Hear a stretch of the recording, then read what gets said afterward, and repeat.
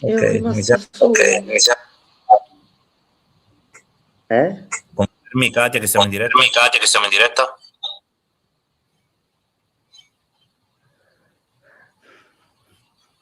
Non so, se mi vedi siamo in diretta. Se mi vedi siamo in diretta, se mi ascolti siamo in diretta. Sì, sta partendo adesso. Sì, perché... Ok, sì, perché già abbiamo molto spettatori. Allora, oggi Oggi ci incontriamo in questo orario che viene secondo me più comodo perché è questo orario. Forse dovresti chiudere un attimo Forse dovresti chiudere un attimo il microfono, parlo io perché sei un ritorno fastidioso. Sai l'icona disattiva in modo che non ti senti quando parlo io. No, ok, vai. Ok, provo. Ok, sì, facciamo così perché sennò c'è ritorno. Quindi oggi ci vediamo a quest'ora perché probabilmente la sera d'estate tutti hanno da fare, meglio rinunciare a un'ora di sonno del riposo pomeridiano e seguire una diretta. Parliamo di Liliana perché tu hai raccolto una serie di presunte fake news che si sono accumulate in questi anni. Prima di iniziare io però farei un punto su quello che ci aspetta nel caso di Diana Resinovic. Mi sono segnato alcune date fondamentali. L'8 ottobre 2026 sarà il termine per depositare le perizie genetiche, merceologiche e dattiloscopiche. Si cerca DNA, fibre, capelli residui sulle scarpe, capelli e residui sulle scarpe, compatibilità dei cordini e impronte digitali palmari o di guanti sui sacchi neri.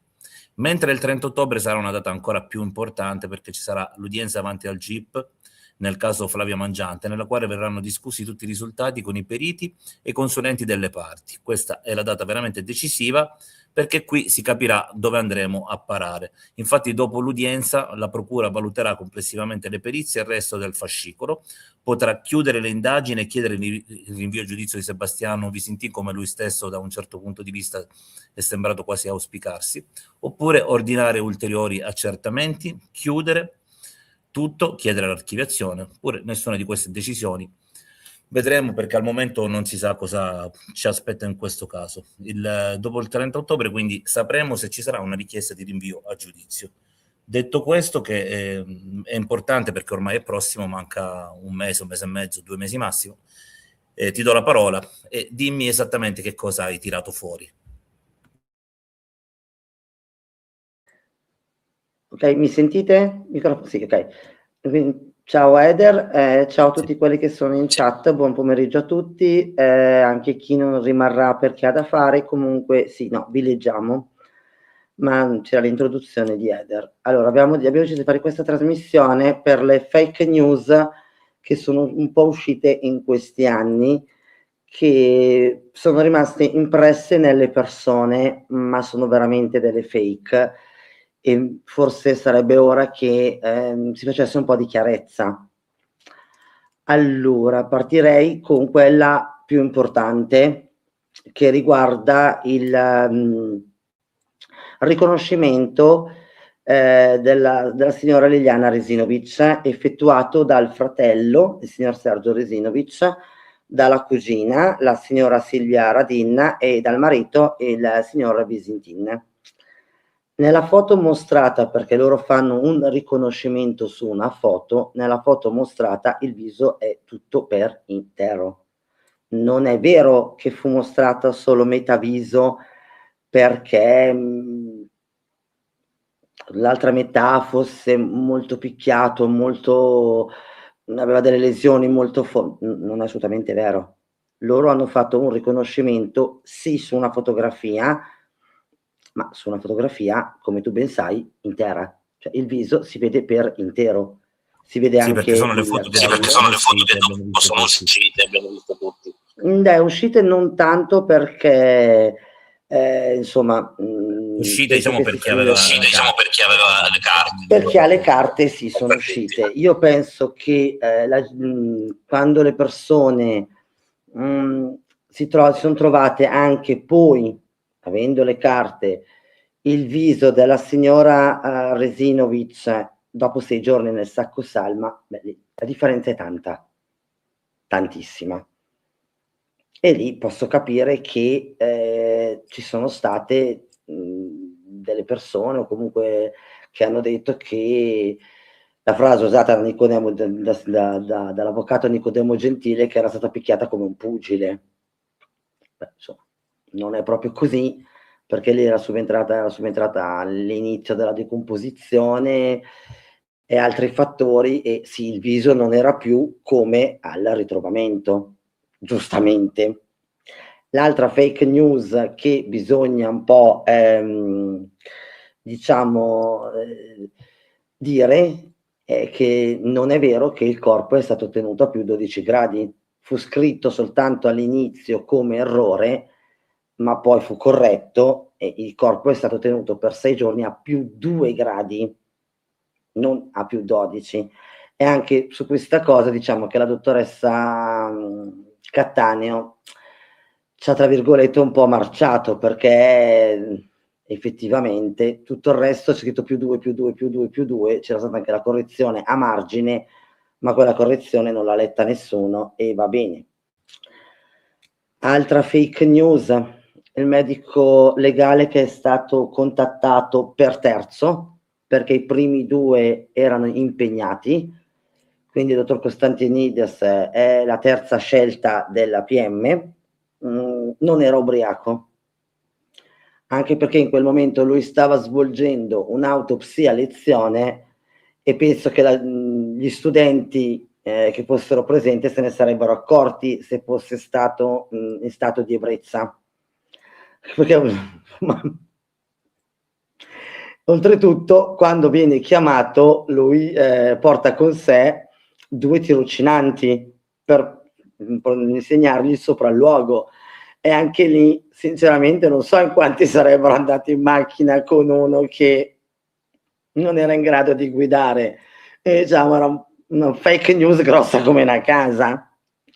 E questo ci dà anche il supporto per dimostrare che al ritrovamento i medici legali fossero 3 e non solo Costantinides. Quindi prima di giudicare il lavoro altrui ricordiamoci che c'erano anche 2 tirocinanti che fecero anche tantissime domande. Da qua anche diciamo il fatto che qualcuno ha pensato che fosse ubriaco per le modalità dell'intervento. Per le modalità, scusa, non ho sentito.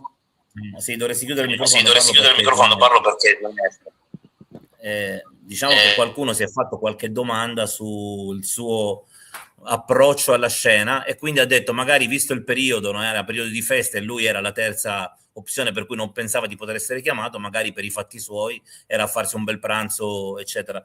Non penso che intesero dire che lui era un alcolizzato, ma semplicemente, visto il periodo, forse era reduce da un pranzo con amici, improvvisamente fu chiamato e quindi arrivò in condizioni non ottimali. Però da quello che dici tu, in realtà in quel momento, nonostante fosse il 5 gennaio, lui stava tenendo una lezione universitaria, diciamo, oppure comunque relativa alla medicina legale, per cui in quel caso evidentemente non sarebbe stato a nessun pranzo. No, non era nessun pranzo. E qui ci si collega anche, come hai detto tu, quel pezzettino che è stato fatto vedere di 2 minuti nella trasmissione di Chi l'ha visto. Allora, di quel video, perlomeno quel video dura esattamente 56 minuti. Quel video l'hanno visto in poche persone, perché poche persone ne sono venute a conoscenza, e diciamo che il lavoro del dottor Costantinides è stato svolto abbastanza buono, cioè il lavoro è stato svolto abbastanza bene. Il discorso qual è stato? Che lui l'ha detto, io voglio traslare il corpo nel sacco salma per non disperdere assolutamente nessuna prova e poi finire il tutto in sede di medicina legale. Ma qui un'altra bella fake news, perché è stata la PM, la dottoressa Kerge, a imporsi perché venne fatto il riconoscimento e fu il famoso pezzettino di video in cui lui è obbligato a riaprire il sacco salma. Ma io non posso dare la colpa al dottor Costantinides che ha svolto il lavoro in un certo modo per quei 2 minuti dove purtroppo gli fanno fare un lavoro che lui non voleva farlo sul posto, perché lui non voleva eseguire questa manovra lì nel boschetto, ma avrebbe voluto farla in sede autoptica, perché, come ho detto, per non disperdere eventuali tracce, perché un'altra fake news è che il dottor Costantinides non parte con l'idea che sia un suicidio, assolutamente no. E un'altra fake news che possiamo benissimo dire è stata che non è vero che sono state usate forbici non sterilizzate, perché nel rapporto della scientifica c'è sia il numero del lotto sia il fatto che sono state aperte in quel momento e che sono sterilizzate. Sì, anche perché questa è una cosa che teoricamente nessuno può avere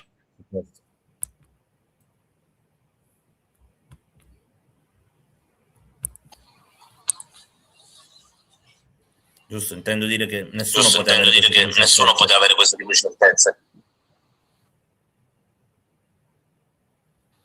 Aspetta che attivo il microfono.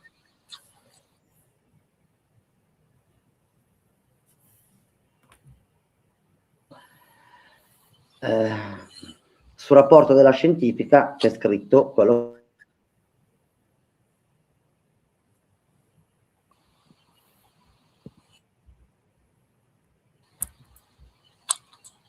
Ok, mi sentite? Perché ho avuto problemi con il microfono. No, infatti non ti sentivo.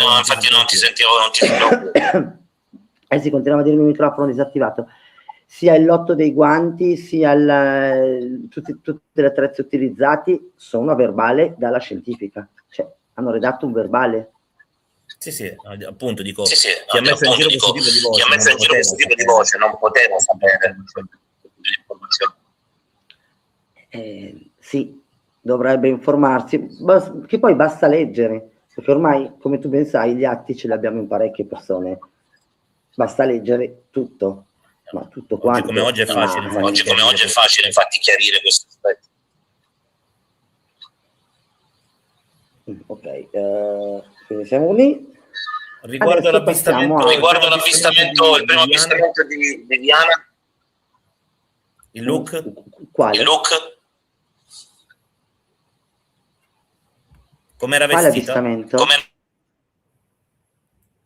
Diciamo, la prima descrizione di Viviana. Dell'abbigliamento. Ok, ti riferisci all'articolo di Trieste prima, quindi. Noi abbiamo la fonte di Trieste prima, che riporta che fu descritta con un giubbotto rosso. Ora, Trieste prima non dichiara chi abbia rilasciato questa dichiarazione. Possiamo immaginare, perché si parla di chiacchierate informali, che a me queste chiacchierate informali, secondo me la squadra mobile ha sbagliato totalmente, dove si fa riferimento a questo giubbotto rosso.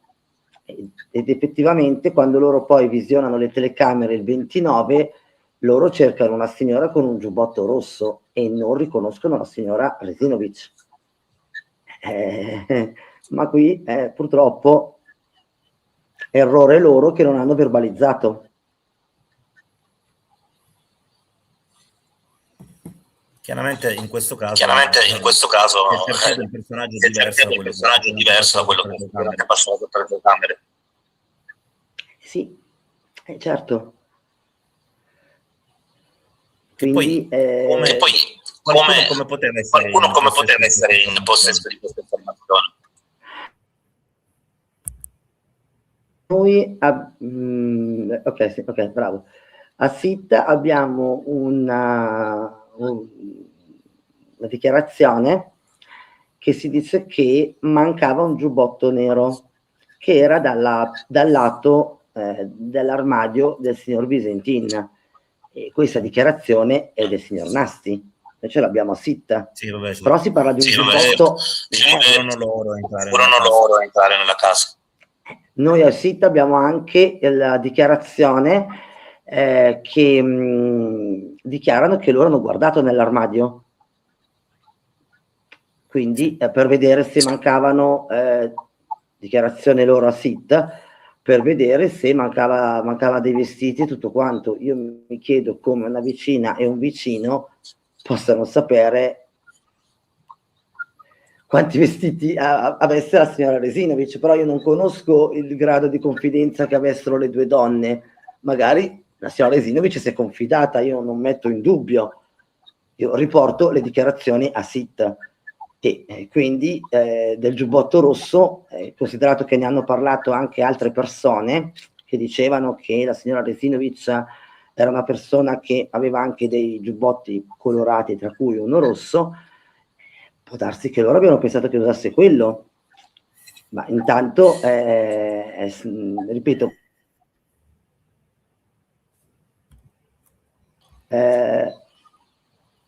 l'errore è stato non verbalizzare questa chiacchierata informale, perché poi negli anni si hanno queste dichiarazioni che non si possono confermare. No, anche perché dopo subentrano i ricordi, subentra quello che si è dichiarato più spesso e loro stessi in realtà non possono più sapere se quello che avevano affermato precedentemente era vero, perché a furia di ripetere delle versioni poi differenti ci si convince che la verità è quella narrata. Quindi la stessa persona dopo tanto tempo non ricorda più se la verità è una o è un'altra. Questo non perché voglia mentire o meno, ma perché a furia di ripetere delle cose o di aggiungere particolari, uno non sa più effettivamente quale sia la versione originale. Per questo è sempre la cosa più importante, secondo me, tenere per buone le prime versioni. Anche là il discorso, per esempio, della borsa con le mappe, loro a posteriori dissero che effettivamente quella borsa c'era, non c'era, però in quel momento guardando tu potresti averla vista o potresti non averla vista, dopo come fai a ricordare col senno di poi se c'era o se non c'era? Quello è un passaggio che per esempio mi ha sempre lasciato perplesso. Loro, se avessero fatto delle foto avremmo avuto la conferma assoluta della presenza o dell'assenza delle borse, ma dopo dire ora che ci penso, visto che era in quella posizione l'avrei vista, questo è relativo perché tu in quel momento hai nella mente di cercare chissà quale dettaglio, non presti attenzione, non ti focalizzi su elementi particolari. Per cui su questi aspetti, secondo me, ricostruirli a posteriori è sempre poco attendibile, un po' lo stesso discorso della diva, la fruttivendola, forse solo lei avrebbe potuto effettivamente dire, se l'avesse vista, come era vestita, se avesse avuto un giubbotto rosso o nero o che cosa. Ma anche in quel caso, considerando che la ricostruzione del ricordo nasce alcuni giorni dopo, anche se secondo me pure quella non può essere considerata attendibile. Per cui sul look quello che fa fede naturalmente sono le riprese delle telecamere e non i ricordi, perché ricordi veri e propri, cioè forse se ci fosse stata una persona proprio presente con lei avrebbe un minimo potuto fare testo, ma ricordiamoci che a Rimini quando Luis va a verificare la situazione della moto e Valeria è con lui, Valeria ha difficoltà a ricordare che tipo di maglietta avesse, maniche lunghe, maniche corte o le scarpe, e per ricordare associa due episodi: lui che si ferma e si lega le scarpe e dice quindi le scarpe erano quelle, oppure Luis che apre il portaoggetti della macchina, allora lui dice aveva delle maniche bianche larghe. Quindi è difficile per una persona presente ricordare col senno di poi, figuriamoci secondo me per una persona che dovrebbe ricostruire una visita in un momento secondo me anche dal punto di vista mentale molto alterato, perché lì bisognerebbe capire in realtà se loro avevano realmente panico in quel pomeriggio o erano molto tranquilli e convinti che poi Liliana sarebbe rientrata, perché se c'era la preoccupazione che veramente fosse accaduto qualcosa di negativo allora erano poco lucidi. Nel caso fossero stati tranquilli invece avrebbero sicuramente potuto prestare attenzione a tantissimi particolari, però magari in quel caso non li avrebbero ritenuti così importanti se non c'era un vero e proprio allarme, o comunque se ci fosse stato l'allarme avrebbero agito forse in un modo un po' più anticipato, no? Avrebbero fatto ulteriori pressioni, per quanto loro dicono di aver insistito in tutti i modi affinché Sebastiano andasse a sporgere denuncia prima della sera senza convincerlo.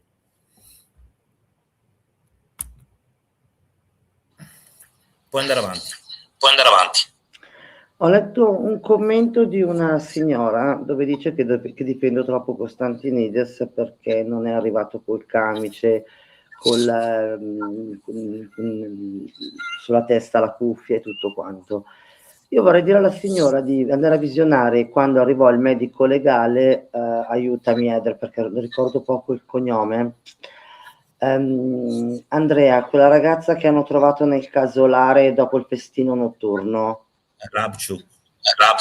Bravo lui, di andare a vedere come arriva il medico legale, esattamente come il dottor Costantinides. Loro nelle linee guida non hanno l'obbligo, cioè loro possono andare esattamente come sono vestiti in quel momento. Il medico legale di turno arriva con un cappotto, l'unica cosa che mette in testa è il caschetto, il vigile del fuoco, perché se ti ricordi per Andrea il casolare era un po' vacillante, allora gli mettono il caschetto obbligatorio. Per il resto entra, mette i calzari sulle scarpe, sì, ma con la valigetta e il cappotto, senza camice, senza nulla. Ma io ho visto altri medici legali arrivare vestiti normalmente, senza, dalle linee guida non c'è questo obbligo. Poi, è sbagliato? Sì, sbagliatissimo. Però questo è. Magari questo si fa anche per risparmiare tempo, metti che si possono andare direttamente lì. Allora, invece dall'altra parte ci dichiarano che Iva dichiara di aver visto passare la signora Resinovic prima dell'uscita delle telecamere. Vero? Comunque, per quello che dicevi tu, ricordarsi i dettagli non è facile, perché poi si è anche concitati, come hai detto tu, di Valeria, che sono andati a vedere la moto, ma in quel momento c'era di mezzo anche l'incidente, quindi emozioni diverse. Ricordarsi anche uno come è vestito è molto difficoltoso. Su questo ti do ragione. Nella costruzione a posteriori subentra molto la fantasia delle convinzioni che vanno a costruire un ricordo che a volte non esiste. Cioè, a volte il ricordo ci può essere, ma spesso molte falle vengono coperte con convinzioni. In quel momento sono convinzioni, poi nel ripetere in modo reiterato determinate affermazioni diventano delle certezze, e quindi nella narrazione di un mese dopo quello diventa un ricordo certo, quando in realtà nasceva come quasi una ricostruzione della stessa mente. E dopo la stessa persona, ripeto, non è più in grado di distinguere se è una ricostruzione o se è un ricordo che effettivamente ha. Per questo poi le testimonianze che subentrano dopo vanno prese con le pinze. Sì, ma da quello che ho ricostruito tramite Trieste prima e tramite l'articolo, ad esempio questo ricordo di questo giubbotto rosso dovrebbe essere subito dei giorni tra il 21 e il 22, e anche lì sarebbe passata una settimana, ma quello che non si capisce è il perché sia stato detto del giubbotto rosso, su che basi abbiano dichiarato sto giubbotto rosso. Ma ribadisco, non abbiamo la SIT perché non hanno verbalizzato, e quindi le supposizioni potrebbero essere migliaia, ma non possiamo farle, e dobbiamo attenerci a quello che hanno dichiarato e che è verbalizzato, perché purtroppo è così. Non verbalizzando restano chiacchiere. Non si saprà mai. Sono chiacchiere. Sono quelle chiacchierate informali che loro dichiarano, perché gli inquirenti lo dichiarano nel faldone, lo scrivono che fanno una chiacchierata informale, ma non riportano il contenuto, e allora vale zero. Però anche qui naturalmente nei primi tempi quando vengono passate, accade che non viene detto poi in seguito che quella ricostruzione è informale, quindi spesso noi iniziamo a seguire il caso con la convinzione che quella persona in quel giorno era vestita così, salvo poi, quando iniziano a uscire gli elementi oggettivi, scoprire che la situazione è ben altra. Perché poi noi abbiamo la fortuna di quelle telecamere di via Damiano Chiesa, perché se no non avremmo saputo alla fine completamente come lei era uscita di casa. Perché naturalmente sarebbe stato facile dire che il 5 gennaio era stata rivestita, faceva parte dello staging il fatto di averla vestita in quel modo, quindi magari che era uscita in un modo, era stata tenuta altrove, rivestita e poi fatta trovare in quel modo lì. Invece fortunatamente quelle telecamere ci danno per un minimo l'indicazione che il look fosse abbastanza corrispondente. Poi vabbè, si sta a discutere delle tonalità, della colorazione dei jeans eccetera, però sappiamo che le telecamere possono distorcere alcuni colori, per cui probabilmente, anzi io non ho mai avuto dubbi, però molti ce li hanno, secondo me la persona che esce e che viene ripresa è esattamente vestita come quella che viene ritrovata.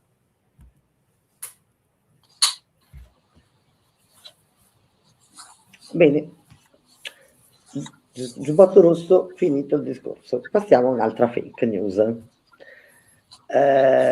Mi spiace, non è più tra noi, però purtroppo anche lui qualcosa... Claudia.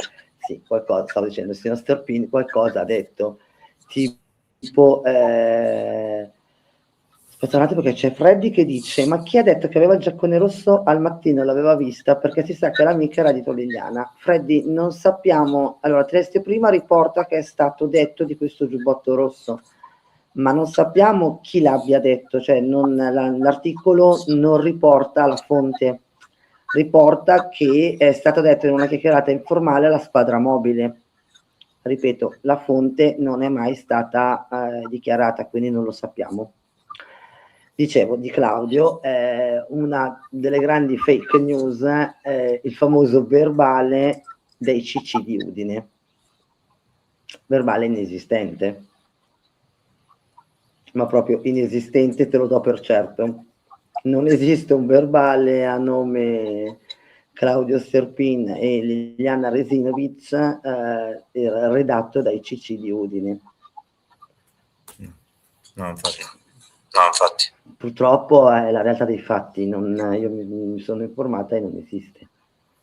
Non si è risalito a niente, anche perché non ho mai capito Ma anche perché nel caso non doveva uscire fuori questo verbale con il resto delle carte. Ma soprattutto non capisco perché in pieno lockdown, che noi avevamo già i nostri problemi a Udine, i CC di Udine avrebbero dovuto essere a Trieste, e ti assicuro che a Udine problemi ce n'erano, quindi la vedo un po' dura. Mi spiace, ribadisco, però qualcosa riguarderà anche il signor Sterpini, perché purtroppo le cose riguardano anche lui. Anche perché ha fatto comunque un incidente probatorio, abbiamo tutto cristallizzato e di conseguenza non ci sarebbero problemi. Sì, ma quando sarà il momento infatti avremo quelle dichiarazioni, anche se bene o male da quello che si è intuito corrispondono con quello che più o meno ripeteva negli ultimi periodi, quindi non ci sono grandi novità, però di sicuro avremo prima o poi queste dichiarazioni rese pubbliche, quindi è come se lui tornerà in vita per un attimo quel giorno.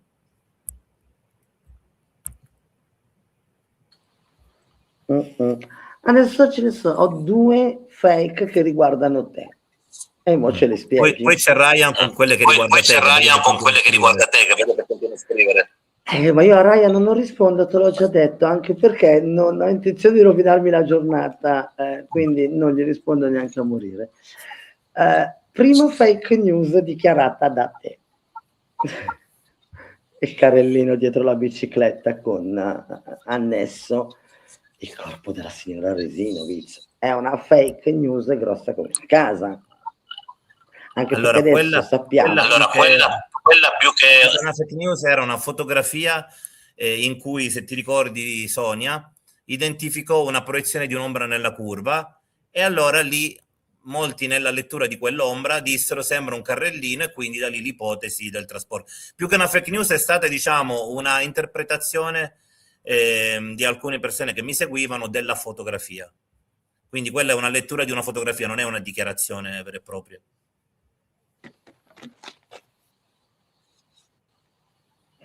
Comunque resta il fatto che è una fake news perché 2 medici legali di primo ordine... ma io non ho mai creduto a quella cosa. 2 luminari di primo ordine comunque ci dicono che il corpo non è mai stato spostato da quel luogo, perché non c'è mai stato spostato. L'altra è la famosa foto delle statuine, che noi sappiamo che quel giorno, l'8 dicembre 2021, queste statuine in quella tavernetta non ci siano. Non ci sono. Mi piacerebbe sapere a te chi ha mandato le foto e come hai fatto a ricostruire questa cosa, che non ci sono, non c'è il mobiletto, non ci sono le statuine, perché abbiamo i video integrali. Sì.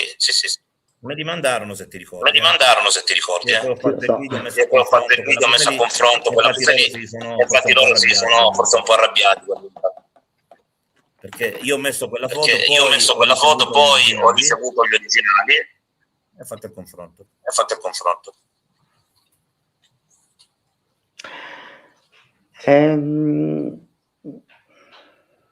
Ok, e ci siamo. Ok. Un'altra fake news, e ribadisco, mi spiace perché non può più difendersi, però c'è, e bisogna dirlo.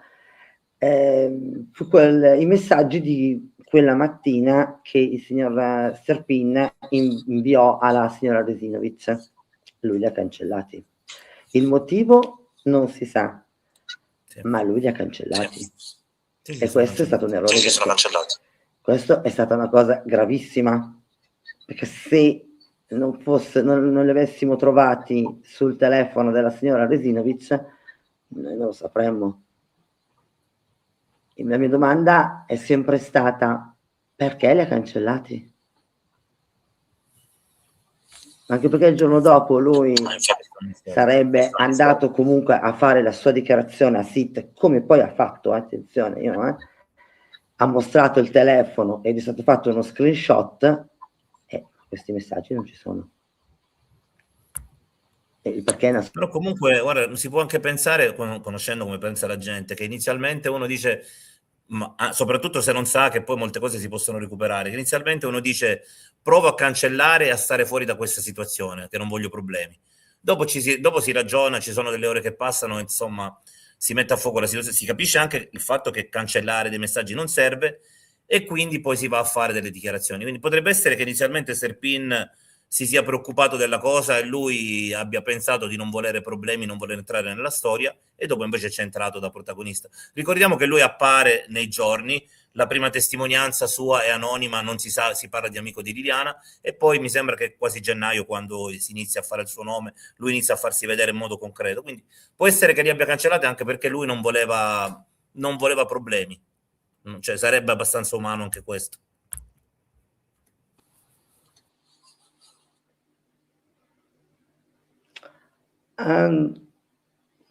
Rispondo un attimo a Ryan, così capiamo che non è una fake news.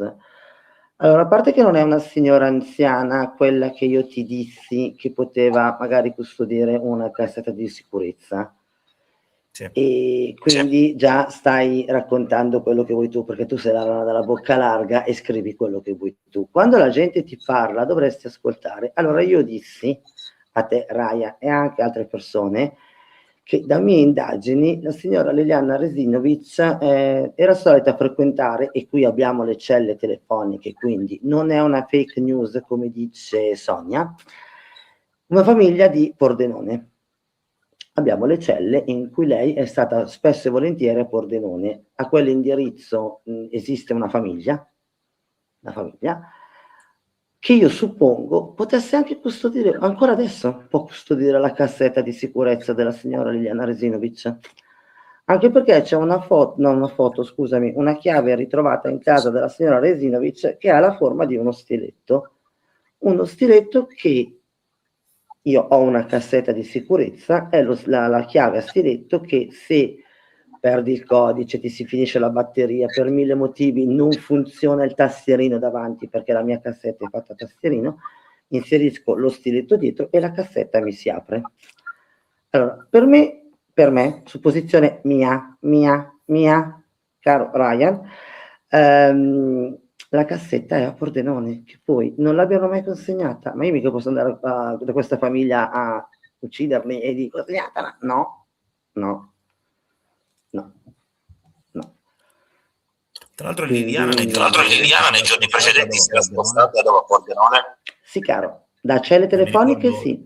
Il famoso, e qua è un'altra fake news, perché il famoso venerdì che abbiamo un cellulare della signora Resinovic vicino al cellulare di Sterpin, del signor Sterpin, è un cellulare che è a Pordenone. Sì. Però anche qua gli inquirenti, vabbè, 2 cellulari in 2 posizioni diverse. Questa cosa è vera, e sembra chiaro che probabilmente un telefono era stato lasciato da una parte e un altro era stato portato dietro. Non voglio pensare a un depistaggio volontario, ma probabilmente quantomeno quello. Ok, rispondo a Serafina. No, Serafina, io non ho detto che non ha mai parlato di Sui, io ho detto che quando arriva al ritrovamento lui non dà per scontato che sia un Sui. Io ho parlato del momento del ritrovamento, poi dopo l'autopsia, e anche qui voglio aggiungere che in quella famosa autopsia c'era anche un medico legale, il dottor Moreschi, che era consulente del signor Resinovic, e arrivarono, credo, entrambi, anche perché il dottor Moreschi non abbiamo le sue conclusioni, perché poi non ha mai rilasciato niente di scritto e neanche in intervista. Arrivarono alle stesse conclusioni.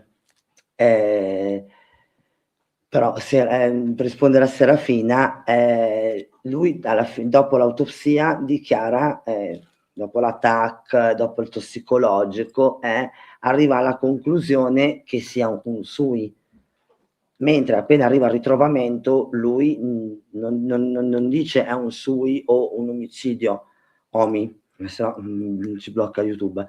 Quindi io questo stavo dicendo. Beh, non è offendere dare della rana dalla bocca larga, è quello che sei. Cioè, voglio dire, io ti ho fatto delle confidenze, tu le stai spiattellando a tutti, quindi cosa sei? Una rana dalla bocca larga, non è un'offesa, è semplicemente un dato di fatto. Bisogna imparare anche che ad ogni azione ci sono delle conseguenze, come le fake news. E non è vero che non mi rapporto con le stesse persone, perché io mi sto rapportando con tutti e sto seguendo i 2 canali contemporaneamente. Io mi rapporto con tutti, signor Nana della bocca larga. È falso, perché tu sei falso, perché non hai ancora postato l'audio che ti ho mandato per quel motivo che ti ho portato fuori dal gruppo. Facebook lo puoi postare su YouTube, lo puoi postare dove vuoi, guarda, non c'era...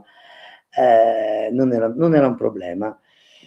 Andiamo avanti. Allora, la statuina l'abbiamo fatto, lo screenshot l'abbiamo fatto. Adesso arriviamo a un'altra fake news. Il dottor Barisani. Il dottor Barisani ha lasciato una dichiarazione e poi anche con il dottor Costantinides si è confrontato ed è agli atti. Perché? Scusate, devo bere. Nel frattempo qui per il caldo è anche saltato la luce. Per fortuna ho diverse soluzioni alternative. Ti assicuro che anche qui fa caldo. Il dottor si confronta con il dottor Costantinides scambiandosi delle email, ma il dottor Barisani all'inizio si basa sulla bozza. Quando poi riceve tutto l'incartamento, tra cui la perizia medico-legale, tira le sue somme. E tutto questo è nella richiesta di opposizione che fece presentò Bevilacqua, l'avvocato Bevilacqua per il signor Visintin. Ora, da un'altra parte sono stata accusata di non avere questa richiesta di opposizione perché è nel nuovo fascicolo e di conseguenza segretato. Ora io tenterò con l'altro telefono di dimostrarti che io ce l'ho. Così almeno la chiudiamo una volta per tutte e chiudiamo anche la fake news che Barisani ha scritto delle cose che non sono assolutamente vere. Ora io non le dirò perché le ho lette, ma non essendo pubbliche me le tengo per me, ma vi assicuro che quando ha letto la perizia medico-legale ha tratto delle conclusioni che non sono quelle che pensano tutti.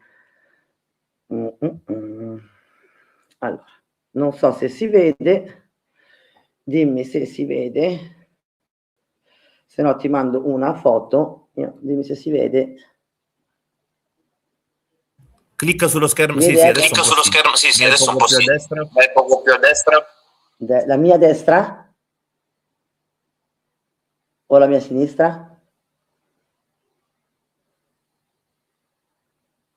Aspetta. Puoi leggere qualcosa? Niente, allora, se leggete in alto, opposizione, archiviazione, Visintin, c'è scritto proprio in alto, comunque posso leggervi qualcosa, Tribunale Ordinario di Trieste, atto di opposizione alla richiesta di archiviazione. Illustrissimo signor giudice, il firmato avvocato Paolo Bevilacqua del Foro di Gorizia, custodio in Gorizia in via Tal dei Tali, difensore di fiducia e procuratore speciale di Visintin Sebastiano, nato bla bla bla bla bla bla, deposita in atti, documenti 1, nella sua veste di persona offesa, nel procedimento penale iscritto al fin qui nei confronti di ignoti. Questa è la richiesta di opposizione. Semplice, semplice, semplice. Io l'ho letta tutta e vi assicuro che anche il dottor Barisani scrive delle cose, semplice. Cioè quello che dobbiamo capire un po' tutti, io, te e tutti quanti, che non abbiamo tutto degli atti. Purtroppo ci mancano delle cose, perché è una realtà dei fatti, ci mancano delle situazioni, dei DVD, perché io ad esempio non ho mai purtroppo avuto la fortuna di avere il DVD dell'autopsia e mi sarebbe piaciuto, perché sarebbe una cosa molto interessante capire i passaggi. Diciamo che solo Rita è riuscita ad avere tutto. È impossibile.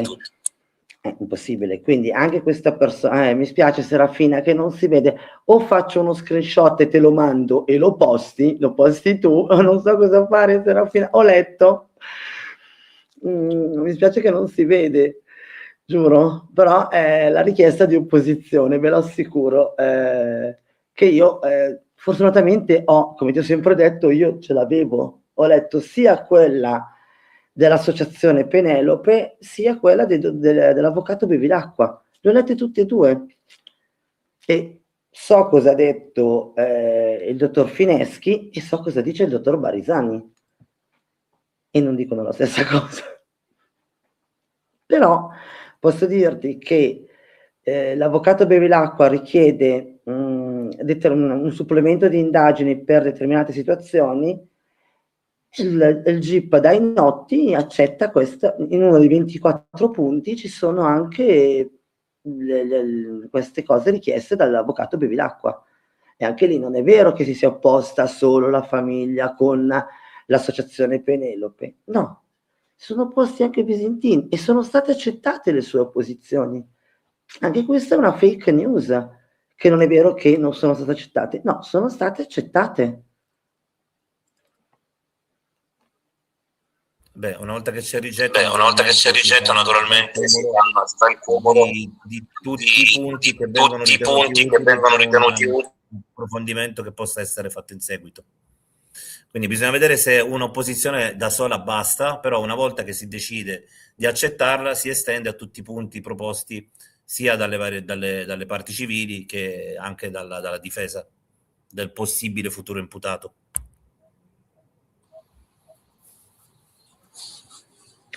Sì, ma però le persone dicevano no, non è vero, no, non ha fatto opposizione, no, non è vero, opposizione c'è stata. Cioè.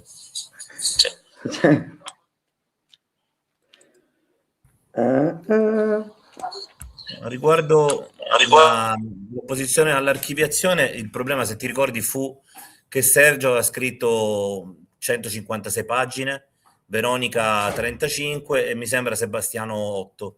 Non solo questo, in una intervista a Ore 14 della settimana precedente alla domanda se aveva intenzione di fare opposizione o meno, lui disse che si fidava totalmente delle indagini, lasciando presagire che non avrebbero presentato l'opposizione, tanto che poi quel collegamento finì male e sia lui che Bevilacqua se ne andarono, non so se ti ricordi, lasciarono la diretta per una lite con lo studio. E quindi io la dissi, infatti sembrò chiaro che non volevano fare, però sarebbe stata una mossa sbagliata, perché nel momento in cui tutti si opponevano e lui non si opponeva, il messaggio che sarebbe arrivato al pubblico era un messaggio negativo e sbagliato, cioè avrebbe peggiorato la visione che aveva la gente di Sebastiano, che già non era delle migliori.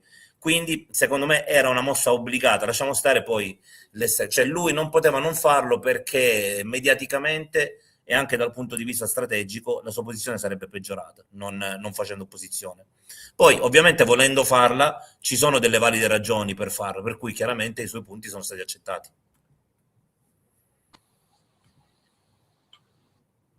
Non è invece stata accettata per esempio la richiesta attuale di una ulteriore superperizia. La richiesta di ulteriore superperizia non è stata accettata perché non si doveva richiedere adesso, cioè ha sbagliato proprio l'avvocato Bevilacqua. La superperizia la richiedi a dibattimento, non adesso che siamo ancora in indagini preliminari, che voglio dire, c'è scritto nero su bianco la motivazione per cui non è stata accettata, ed l'unico motivo è questo, che non si dovrà chiedere in un eventuale dibattimento. Sì, ma effettivamente è sembrata più una mossa per prendere probabilmente ulteriore tempo, per questo ha un po' infastidito gli stessi inquirenti. Infatti, scusa un attimo, rispondo a Davide. Io non ho detto il dottor Fineschi non ha rilasciato nessuna intervista, ho detto il dottor Moreschi, che è stato il consulente del signor Sergio Resinovic durante l'autopsia, perché il dottor Fineschi arriva quando subentra l'associazione Penelope, che è un'altra cosa. Arriviamo alla dottoressa Baldi, a chi l'ha visto. Ti ricordi cosa disse la dottoressa Baldi a chi l'ha visto? Dimmi cosa disse. In quale occasione? Perché ricordo tanto questo. Okay. Allora, nell'ultima intervista della trasmissione Chi l'ha visto del 2024, ok, dichiarò che il corpo della signora Resinovic si era conservato perché a Trieste in quel periodo aveva anche nevicato molto. Sì. No, signori, nel 2021/2020, inizio 2022, a Trieste non ha mai nevicato, anzi le temperature, come dichiarato da tutti, scientifica, medico-legale, gente comune. No, ma su questo, se tu ti ricordi, io ho fatto diversi video sul meteo, a parte c'era anche una telecamera su Trieste con le immagini reali che avevo pubblicato. Le temperature erano molto alte per essere cioè se in qualche momento della notte andavano sotto zero, ma durante la giornata salivano abbondantemente sopra il 5, per cui non era stato un periodo rigido, quindi quel discorso chiaramente non regge. No, e che mi stupisce che una professionista come la dottoressa Baldi vada in televisione a dichiarare che aveva nevicato, quando no, non c'erano le temperature per la neve. No, non ha nevicato. Io da lì rimasi molto basita, e questa cosa è una fake news che no, non esiste. Cioè, è tutto lì. Non nevicava. Quando prendono un incarico vanno a dichiarare qualsiasi cosa per il loro assistito e spesso finiscono anche per perdere credibilità, perché dicono cose che la gente che segue il caso sa benissimo e da tempo non essere vere. Ma loro giocano anche sul fatto, e questo mi spiace dirlo, che passato il tempo magari le persone si dimenticano, perché poi escono tante notizie, perché poi tutti i giorni usciva una notizia, un po' come il caso Garlasco. Cioè, attenzione, caso Garlasco, io non so chi sia l'assassino, non ne ho la più pallida idea, sinceramente adesso come adesso non voglio entrare in questo caso, è solo un esempio specifico, però ho sentito per mesi l'avvocato De Renzis dire che quella colazione del mattino era una colazione con l'assassino, trovato il DNA del suo assistito, la colazione è sparita. Questo è il giochino che fanno un po' i consulenti, che è sbagliato. Poi la gente poi tende a dimenticarsi, perché poi escono altre notizie e quindi ci si dimentica. Però, essendo professionisti, dovrebbero anche, non dico tanto, ma almeno informarsi che a Trieste, come la dottoressa Baldi, non aveva nevicato, anzi quel giorno pioveva anche. Quindi, no.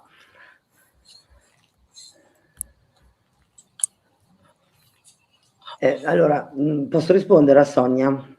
Sì, puoi tranquillamente. Allora, sì, il microclima, come ha dichiarato la dottoressa Cattaneo, ma nel punto in cui si trovava il corpo della signora Resinovic, non poteva crearsi un microclima. Cioè, Eder, l'hai visto anche tu dove era? Come faceva a crearsi un microclima proprio lì e in tutto il resto? No, l'unico discorso magari rispetto è che riguardo alla città è un po' più in su, poi per il resto non credo in situazioni particolari. L'altezza cambia, quello può incidere di 1 grado, massimo 2 gradi in certe fasce della giornata, ma non più di tanto.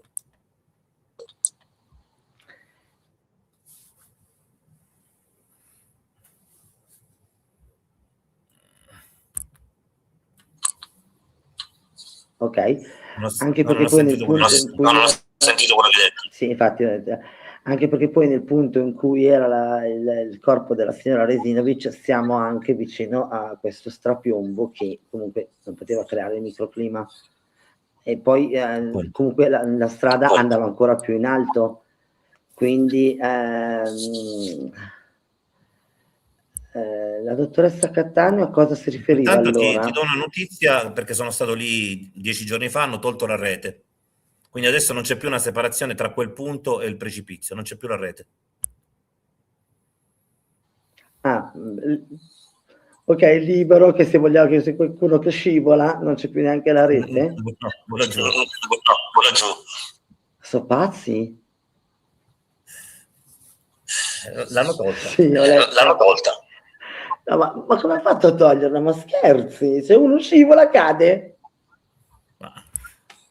Se vedi le riprese che ho fatto verso il 25 luglio, sono andato in quel punto, avevo difficoltà anche a trovare il punto esatto, perché rispetto a quando eravamo andati con Cirillo e mi ricordo c'era Eddie Samson, c'era anche il classico fiore di Sterpin, c'erano ancora i segni, proprio quella parte di rete non c'è più. Non so se la vogliono sostituire, però il 25 luglio non c'era.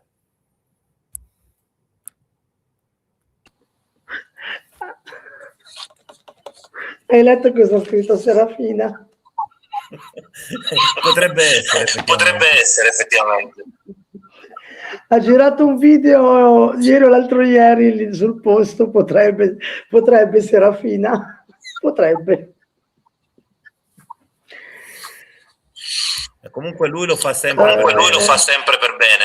Lui qualsiasi cosa fa, toglie la coperta termica, toglie le strisce di protezione, perché ovviamente non gli piace ci sia lo scenario set televisivo, la rete pulisce, cioè lui quello che fa lo fa sempre per bene, non mai per cattiveria, perché è un filantropo.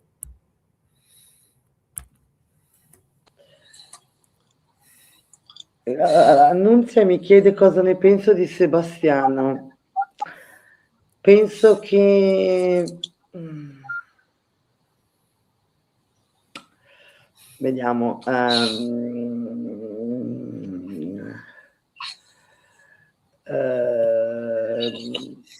Ryan dice di stare attento se va nel boschetto con Covalero. Sto tentando di trovare parole che non mettono nei guai né me né te per rispondere a cosa ne penso.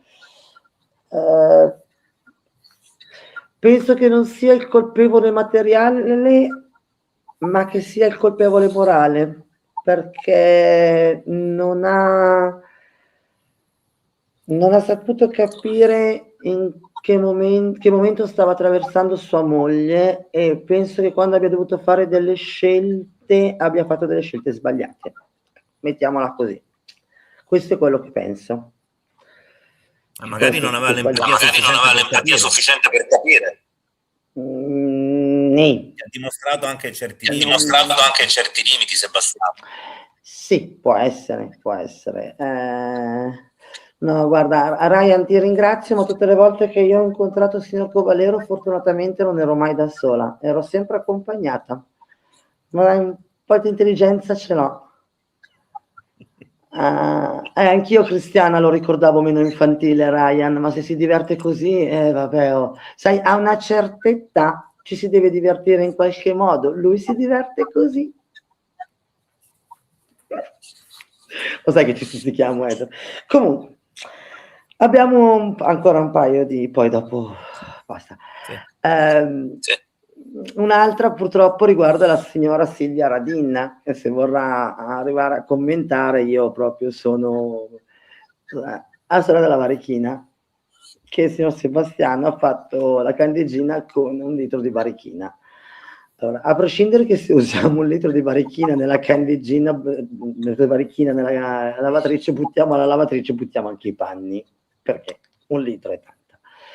Ma poi lei ha sempre detto di averlo dichiarato a SIT. Non risulta. Anche questa dovrebbe essere una fake news, perché a SIT lei non dichiara niente. Sì, effettivamente non ricordo. Sì, effettivamente non ricordo quella cosa. No, la SIT l'ho riletta prima di quando preparare questa live, e l'ho riletta attentamente, e purtroppo non si parla di varichina, non se ne parla proprio per niente, e quindi a me spiace, perché poi sono state dette tante cose, e la frase maggiore che si andava per la maggiore è: ma io l'ho dichiarato a SIT. Poi andavi a leggere la SIT e non è dichiarata a SIT. Quindi quello che io parto dal presupposto, per come bisogna lavorare, che se non è ufficiale non può neanche entrare a dibattimento, perché comunque qual è la prova? Non esiste prova. Sì, abbiamo visto che nelle dichiarazioni di Claudio Sterpin le SIT raccontavano delle storie completamente diverse da quelle che erano le narrazioni susseguenti televisive. Infatti, stando alle SIT era tutto un altro caso, il caso Resinovic. Stando alle televisioni cambiava tutto. Dopo aver visto le prime SIT ci si è chiesti com'è che certi personaggi erano andati da subito poi dichiarando certe cose, visto che gli inquirenti avevano detto tutt'altro, a volte addirittura cose proprio opposte, perché lo stesso Sterpin non escluse l'ipotesi del suicidio nella prima SIT, tanto per dirne una.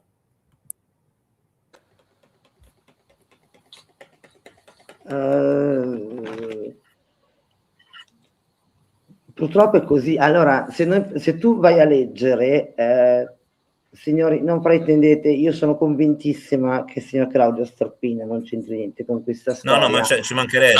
Ci mancherebbe, quello è sicuro. No, stavo finendo. Ho la mia opinione, ma ci sono cose che non mi tornano. Allora, io vado a leggere il rapporto della polizia volante, si chiama così, quando vai a fare la denuncia viene trascritta da una polizia volante, finisce così, da preparare alla squadra mobile, perché il signor Claudio viene dato in consegna alla squadra mobile subito il 15, perché il poliziotto va a parlare col suo superiore e secondo lui la situazione non è più tra virgolette un allontanamento volontario. Diciamo che lui nel rapporto dichiara che sì, c'era questa relazione che si è intensificata negli ultimi periodi, ma che avrebbero dovuto andare a vivere insieme dopo perché l'ho appena letta, che avrebbe dovuto prendere un appartamento per conto suo la signora Resinovic, poi si sarebbe valutata una probabile convivenza, ma più avanti, ma soprattutto dopo le feste. Tutto ciò veniva svolto dopo le feste. Ora, o il poliziotto dalla polizia volante si è inventato tutto di sana pianta, o nelle famose chiacchierate informali di cui si parlava prima, il signor Claudio gli ha detto questo. Lui nel preparare il rapporto per la squadra mobile scrive questo, che non è proprio dobbiamo partire per un mago, avrebbe dovuto trasferirsi da me, non avrebbe detto a nessuno, il fratello sarebbe andato a prendere i vestiti. Cioè, la narrazione è un po' diversa, io mi devo basare su quanto scritto ufficialmente, non su quanto raccontato in televisione, se no non ne usciamo vivi, perché come hai detto tu, dalla dottoressa Rossella, quel giorno che avete fatto tutta la ricostruzione dell'alibi del signor Visintin, tu stesso hai ammesso in televisione, quando veniva intervistati dicevano una cosa, poi a SIT ne hanno detta un'altra. Sì. E hanno confermato che comunque il signor Visintin è passato. Purtroppo però per la gente comune che non ha gli atti vale quello sentito in televisione, e sono fake news. perché sono tutte cose fake news. O comunque, cosa fa il giornalista? In base a quello che vuole farti passare, il messaggio che vuole farti passare, ti fa passare il pezzettino, poi magari l'intervista dura 2 ore, ma lui ti fa passare 1 minuto, quel minuto che interessa al suo racconto. Tutto lì, cioè voglio dire, cioè non... Sì, ma quello è sicuro, cioè noi sappiamo come dato di fatto che determinati racconti non corrispondevano. Io ho avuto l'impressione che Sebastiano tendesse molto ad arricchire le sue narrazioni e questo gli permetteva di avere titoli, di andare in televisione e di attirare molto l'attenzione, mentre i parenti, giocando con la verità, riuscivano ad attrarre molto meno il pubblico, per cui a un certo punto, dopo alcuni mesi, anche gli stessi parenti hanno iniziato a spingere, probabilmente gonfiando un po' certe dichiarazioni con le proprie convinzioni, non dico bugie. Per cui da quel momento anche le dichiarazioni che sono state rilasciate da altre parti, e qua possiamo metterci dentro tranquillamente pure Sterpin, anche se Sterpin, ripetiamo, dall'inizio ebbe quel discorso della SIT in conflitto con le dichiarazioni, da quel momento anche i parenti secondo me hanno cominciato ad abbellire un po' la vicenda. Un passaggio storico più volte narrato è il fatto che in realtà Liliana e Silvia si vedevano nel corso dell'anno pochissime volte, e Sebastiano ha sempre inciso sul fatto che Silvia non fosse stata invitata al compleanno o cose così, per dimostrare che il rapporto fosse minimo. Dopo, nella narrazione, Silvia, a furia di cercare giustizia, a mio avviso è stata quasi più coinvolta dalla situazione di quanto lo fosse in vita, cioè si è creato un rapporto che l'ha unita a Liliana forse più di quanto fossero unite in vita. Naturalmente lei non sarà mai convinta di questo tipo di ipotesi, però questo traspare dalla pochezza delle volte dei loro incontri, dato che a quanto pare è stato riscontrato questo oggettivo.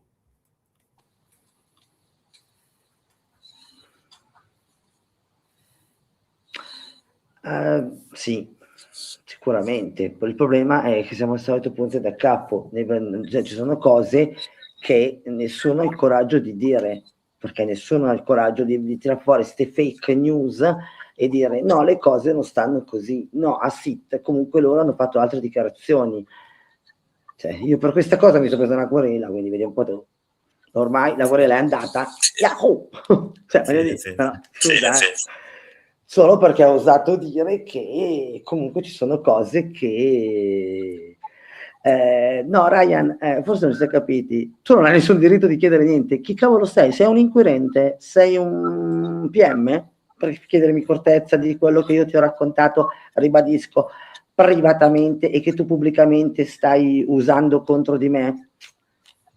Cioè, saresti da denunciare, ma siccome è come sparare sulla Croce Rossa, perché le persone stupide e idiote e soprattutto bla bla bla. Ryan, mi continua a chiedere di chiederti del video che hai visto di Gabriella, che gli ha detto a lui di aver visto coi tuoi occhi, se è vero che l'hai visto o se non è vero che l'hai visto, però sappiamo che rientra in quel discorso che probabilmente è meglio non trattare.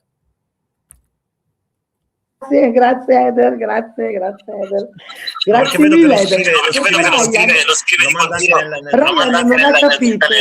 Ryan non ha capito che se io lo dichiaro pubblicamente, no? Perché lui vuole questo da me, che io lo dichiaro pubblicamente, io finisco che qualcuno mi farebbe denuncia per revenge porn. Allora poi me lo paga lui l'avvocato, poi me lo paga lui quello che dovrò dare in soldini per la paga lui la galera. Quindi Ryan, taglia questo discorso, perché l'abbiamo già fatto. Io non mi sono difesa per non finire in revenge porn e non ho intenzione di parlarne pubblicamente perché non voglio un'altra denuncia. Se non conosci le leggi italiane, io a mie spese ho imparato a conoscerle. Per favore, non farmi più questa domanda. Grazie, ho risposto, visto che continui a scrivere che non rispondo. Katia, secondo te chi ha ucciso Lilly?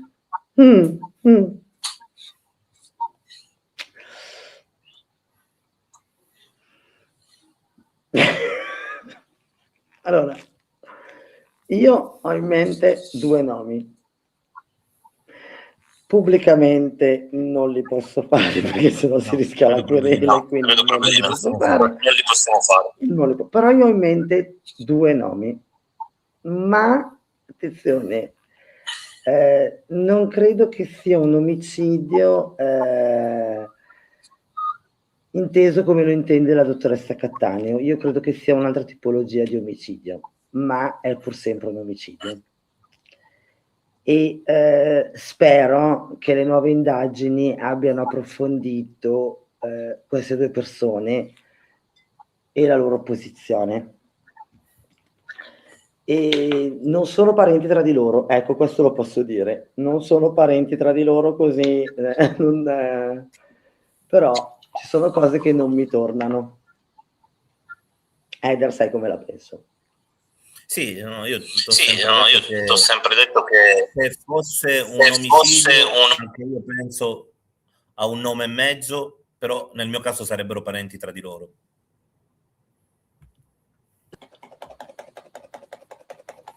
Nel mio no, non sono parenti tra di loro. Spieghiamo una cosa, che è una cosa abbastanza semplice, che anche un bambino delle elementari lo capirebbe. C'è differenza tra dire come si comporta una persona pubblicamente e l'offesa. L'offesa è la mancanza di rispetto, l'offesa è che io dica qualcosa su di te che non posso provare e che leda la tua persona. L'offesa è comunque usare parole improprie. Dire a una persona caratterialmente che è in un certo modo, ha una certa particolarità, non è un'offesa, o perlomeno se si sente offeso è perché è la verità. Perché alla fine io non ho usato parolacce, non ho usato nessuna ingiuria, quindi io non ho mai offeso nessuno, perché questo mi sento di essere una persona educata. Ho sempre spiegato le mie ragioni, mi sono sempre assunta la responsabilità delle mie azioni, quindi quando ho preso una decisione, io prima di prendere questa decisione, anche dall'altra parte, do modo di chiarire, perché l'ho sempre fatto, Eder, l'ho fatto anche con te non so quante volte, non ho mai chiuso i ponti senza darti una spiegazione, perché non mi hanno educata così. Quindi do modo di chiarire, io accetto tutto quello che... perché noi direttamente non abbiamo mai nemmeno litigato. Per cui... No, ci sono state delle situazioni alla quale andavano chiarite, privatamente l'abbiamo fatto, ci siamo messi a tavolino e l'abbiamo chiarite, senza motivi, senza niente, e mi sembra che siamo qui a fare delle live, mi sembra che siamo qua a fare un po' di informazione al di sopra delle parti, perché io non sto accusando nessuno e tutto quanto, quindi se qualcuno si ritiene offeso, perché qualcuno si ritiene offeso, perché dico la verità, l'ho già detto e lo ripeto, io prima di fare determinate, prima di agire, ok, ho mandato un audio chiaro, semplice e lineare, dove spiegavo le mie ragioni. Quindi, cosa c'è nella borraccia? C'è acqua. C'è acqua? Ryan, c'è acqua. Io bevo questa acqua. E poi non è una borraccia, ma è la tazzina del Milan. Cosa vuoi che beva? Non so, non bevo alcol, se pensi questo. Non ho ancora problemi di alcolismo, giuro, non ce l'ho. Comunque, tornando al discorso di prima, io al signor Ryan ho mangiato un vocale lineare, tutto quanto, che lui può postare quando vuole, al mio consenso. Ma vogliamo parlare della guindaia e del pizzaiolo? Se si prende solo ciò che viene detto in procura, questi che ruolo dovrebbe davvero... Allora, la signora della Winda ha rilasciato delle dichiarazioni in procura, dicendo determinate cose. Poi è andata in televisione dopo 3 anni, dichiarando altro. Ora io non sono ancora a conoscenza, perché le indagini sono ancora segretate, non sono a conoscenza se la signora è stata riascoltata. Mi devo basare, per come è adesso la situazione, quello che ha dichiarato a SIT è una cosa, quello che ha dichiarato in televisione è tutto l'opposto. Ora io, procura, mi devo basare su quello che ha dichiarato a SIT, poi ti richiamo e ti do la possibilità, perché non è che la procura non te la dà, ti do la possibilità di chiarire la situazione, ma attenzione che si può finire indagati per false dichiarazioni, perché quando si va a eseguire una SITA, la procedura prevede che ti spieghino tutto quello che prevede se tu non racconti la verità. Ora, assolutamente. Io non so a questo punto quale sia la verità, perché ho due versioni completamente, in questo caso tutte le versioni sono completamente diverse.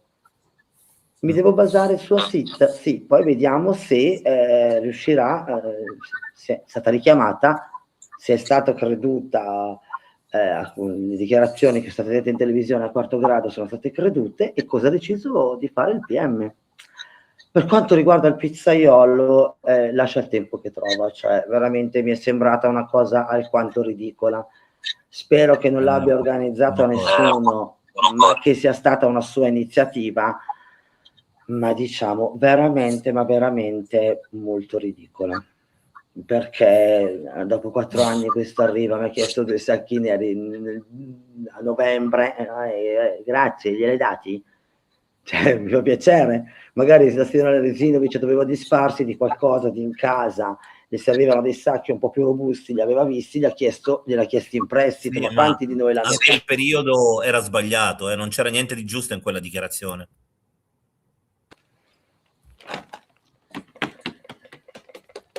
Certo che pure la Windaia, Serafina, sì, cioè, alla fine le dichiarazioni lineari in questa storia penso che siano state eseguite solo cioè dichiarate solo dalla fruttivendolo, da Iva.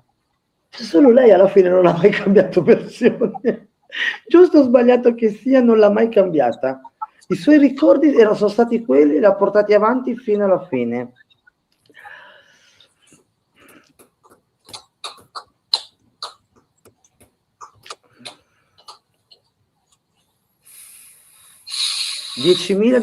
Guarda, Brina, sì, se mettessimo 10.000 euro di penale per ogni sciocchezza raccontata a SIT, credo che lo Stato guadagnerebbe tantissimo. Perché, insomma, anche nel caso, il nostro amico Eder ne sa più di me, anche nel caso della signora Pierina Paganelli. Diciamo che lì Manuela ha cambiato però hai la facoltà nel momento in cui poi cambi nuovamente versione, questa accusa può essere ritirata. Sarà simpatico vedere nel caso di Rimini se le motivazioni diranno che la seconda versione di Manuela non è credibile, cosa accadrà? Perché lì abbiamo una persona che poi viene ritenuta non credibile, l'accusa viene ritirata perché lei ritratta, ma la ritrattazione sarebbe ancora più falsa della prima versione. Allora sarebbe clamoroso vedere che cosa succederà, perché non si potrebbe emettere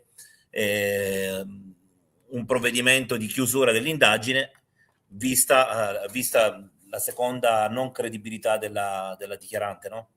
Io mi aspetterei a quel punto che ci sia veramente un'indagine su quel passaggio, che poi quel passaggio è la chiave di tutto. Cioè, mi sembra difficile che possano andare a chiudere un occhio su questa situazione. Per questo aspetto il 7 settembre. Anch'io sono curioso di leggere le motivazioni. Allora, mi chiedono se penso che qualcuno verrà rinviato a giudizio. Allora, io prima, come Eder, prima del rinvio a giudizio lessi le carte della signora Paganelli e sinceramente ero convinta che un GUP non avrebbe accettato il rinvio a giudizio perché non c'era niente a carico di Luis da Silva. Ora mi chiedo, primo bisogna aspettare e vedere quando verranno consegnate tutte le analisi, quando verranno depositate tutte le consulenze, sia della procura che di parte, ma credo che il signor Visentin verrà rinviato a giudizio. Poi come andrà il processo non lo so, però sì. Poi oltre chi è interessato a seguire questo caso, è un passaggio determinante, perché se non ci sarà quel rinvio a giudizio la vicenda sarà praticamente finita per sempre. Invece in caso di rinvio a giudizio tornerebbe in primo piano assoluto il caso Resinovic. Per cui anche nel nostro interesse, che lo seguiamo dall'inizio, per non avere un finale assolutamente deludente, ci auspichiamo che ci sia questo passaggio. Poi naturalmente Sebastiano, se non ha colpe, lo dimostrerà tranquillamente, perché io credo che sia difficile condannarlo sulla base di quello che c'è. Anche perché è un po' come nel caso di Rimini, Sebastiano per me può centrare in qualche modo, ma non è la chiave di tutto, se è un omicidio. Infatti, esatto, adesso dobbiamo solo aspettare e vedere come va a finire, ma sinceramente io vedo che ultimamente anche con la riforma Cartabia, perché anche se abbiamo la riforma Cartabia, ma vedo che comunque i rinvii a giudizio vengono accettati lo stesso. Poi finisce come Rimini che si perde e ci sarebbe una riforma Cartabia, no, non conta nessuno, non conta nessuno, cioè, non lo so come ragionano i PM, poi si fissano e non accettano neanche piste alternative, non le accettano. No. Io sinceramente anche nel caso perché lì è la visione a tunnel ed è notte fonda poi. Sì, però cioè, se vedi che una pista non ti porta da nessuna parte, riprendi in mano il fascicolo, ti fermi, aspetti 2 o 3 giorni, ti ripeti. Ma nella società attuale perseverare ormai è la norma, perché non accettano di avere sbagliato, per cui vanno in fondo perché non possono accettare l'errore iniziale, devono dimostrare che hanno ragione loro, sperando che si vada col nulla di fatto finale e alla fine loro possono sempre dire sì, nessuno ha potuto dimostrare che era così, ma nemmeno il contrario. Le mazzate le prendono quando invece poi esce fuori che la verità è tutt'altra.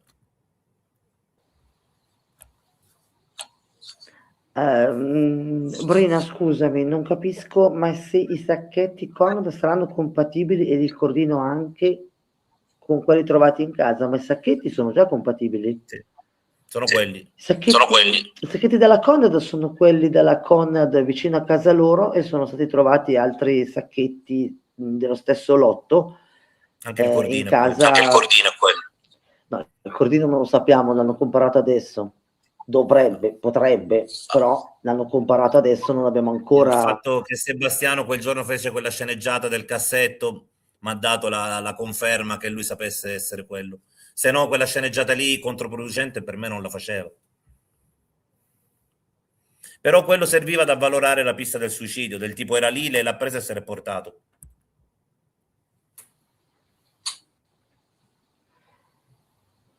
Brina, leggendo le carte, se non Sebastiano chi? Io te l'ho detto, leggendo le carte io ho altri, purtroppo per me, ho altri 2 nomi in mente. Io ho seguito un'altra pista e non è il signor Visentino, l'ho già detto nell'altro video, quando Eder mi ha chiesto per me non c'entra niente, né il signor Claudio né il signor Visentin.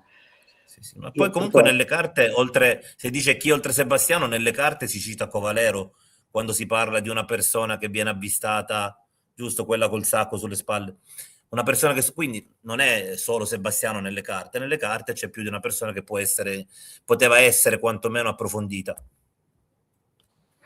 Sì, diciamo che questi 2 avvistamenti, allora facciamo chiarezza anche su questi 2 avvistamenti che ho letto anche qui, che poi fanno un miscuglio. Allora, l'avvistamento del 4 gennaio è un uomo con un sacco nero sulla spalla, ma non pesante, un sacco nero che ingombrante, che gli prendeva, cioè fatto a mo' di zainetto, che gli occupava tutta la schiena, ma la testimone non riporta che fosse pesante, mai riportato. Ed è questo del 4 gennaio e poi quello giù è quello in vicolo dei Roveri.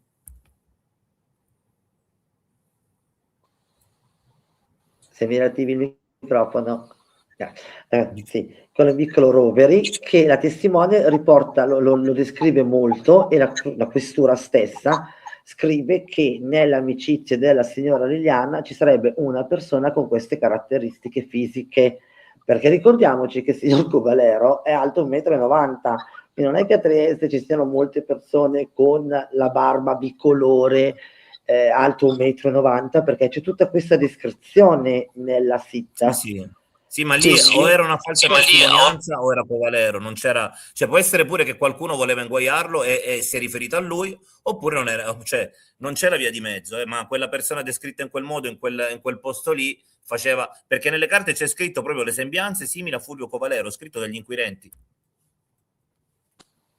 Sì, c'è scritto le caratteristiche fisiche riportano il signor Fulvio Covalero, ma poi non hanno approfondito perché. No.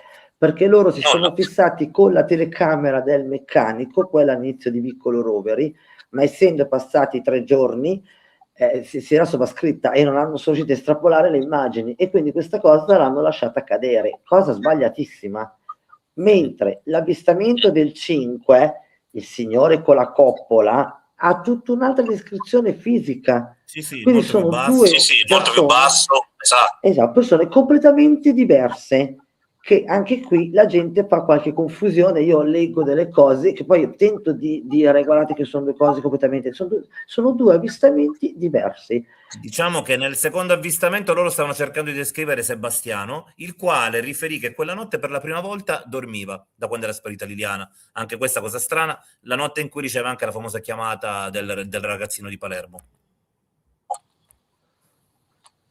Esatto, la notte che lui non risponde, che dice che il telefono è in silenzioso, che poi vabbè, lasciamo perdere, però anche qui diciamo che però il ragazzino di Palermo, se non ricordo male, lo chiama intorno alle 3 qualcosa, mentre l'avvistamento l'avvistamento è della mattina presto, l'avvistamento è susseguente delle 5 mi sembra. Sì, delle 5 del mattino, quindi anche lì potrebbe, diciamo, non avere attinenza, magari veramente aveva spento, io non ci credo, però può darsi, abbiamo piacere il dubbio che avesse spento il telefono. Poi c'è un altro avvistamento di cui nessuno parla, cioè l'uomo del 3, quello della Gattara, perché anche quello nessuno, cioè non gli hanno chiesto neanche di descrivere la macchina alla signora.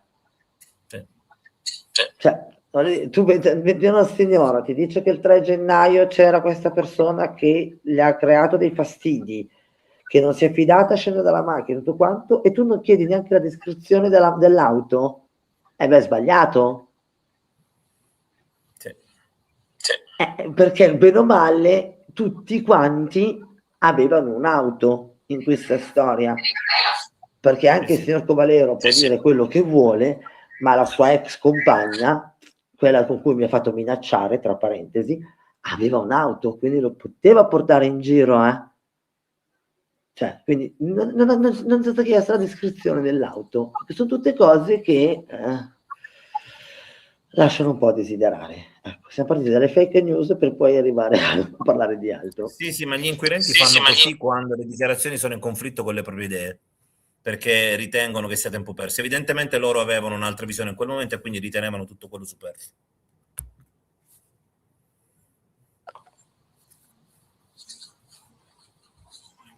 Ok, ti sei impallato, non ti sei sentiti? Allora, dicevo che gli inquirenti hanno ritenuto la parte superflua in conflitto con le proprie idee. Quindi non hanno approfondito.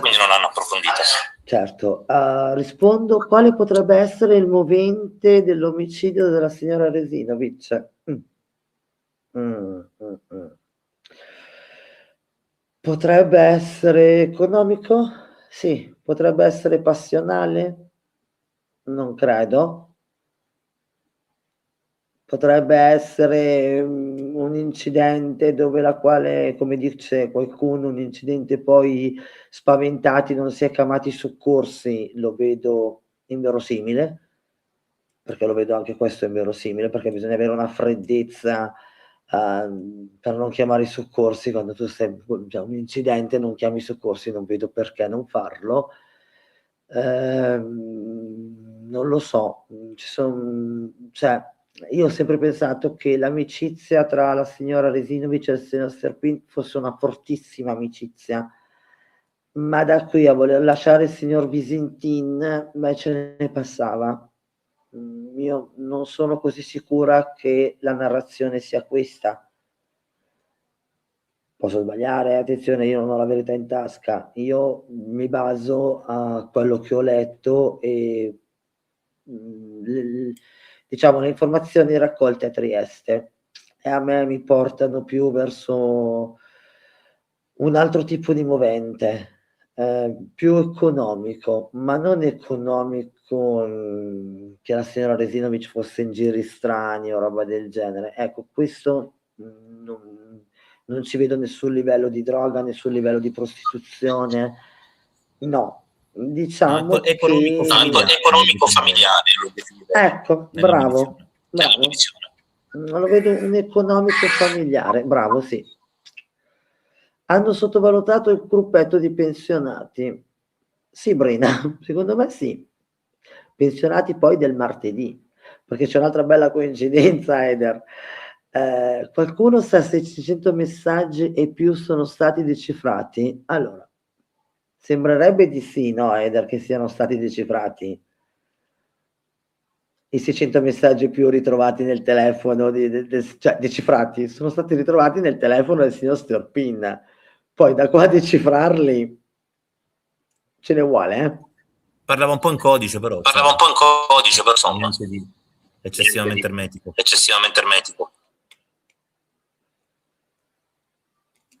Quindi sui messaggi ne sta più di lui di me, io sono su altre cose.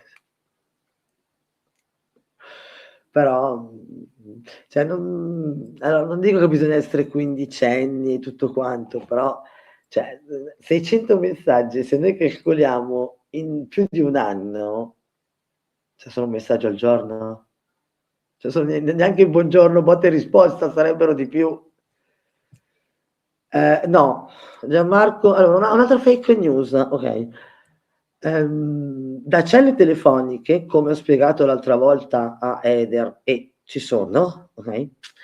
Il figlio del signor Bisintin, il 14, era fuori regione.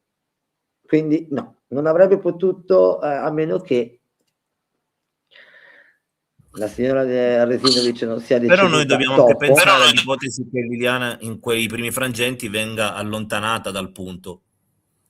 Magari per alcune ore viene allontanata e dopo posizionata lì, per cui il fatto di non essere lì sarebbe compatibile con un allontanamento di lei, perché la mia ipotesi è sempre stata che tramite la strada di sopra, da Valerio, Alfonso, come si chiama? Viale Alfonso Valerio, quello che c'è su, e poi insomma si prende la strada lì del Carso e sia stata portata via.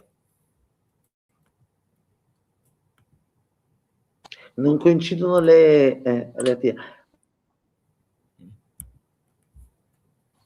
sia la dottoressa Cattaneo che il dottor Costantinides un eventuale trasporto lo escludono, non coincidono. E se noi andiamo entro le 10 ore dall'orario dichiarato dalla dottoressa Cattaneo, il signor Visentino è escluso, il signor Sterpini è escluso, il figlio del signor Visentino è escluso, perché non entro le 10 di sera avrebbe dovuto comunque essere posizionata in quella posizione nel boschetto, e il pomeriggio abbiamo tutti i vari spostamenti.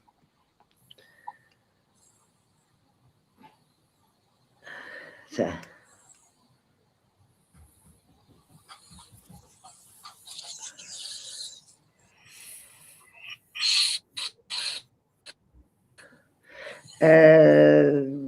Sonia, il codice usato tra virgolette tra il signor Storpin e la signora Liliana, sia il signor Storpin che la signora Liliana, se si va a guardare il loro Facebook e si va indietro, lo usavano anche con altre persone, per questo non credo che sia né un codice ma anche la signora Liliana abbiamo trovato alcune risposte che usava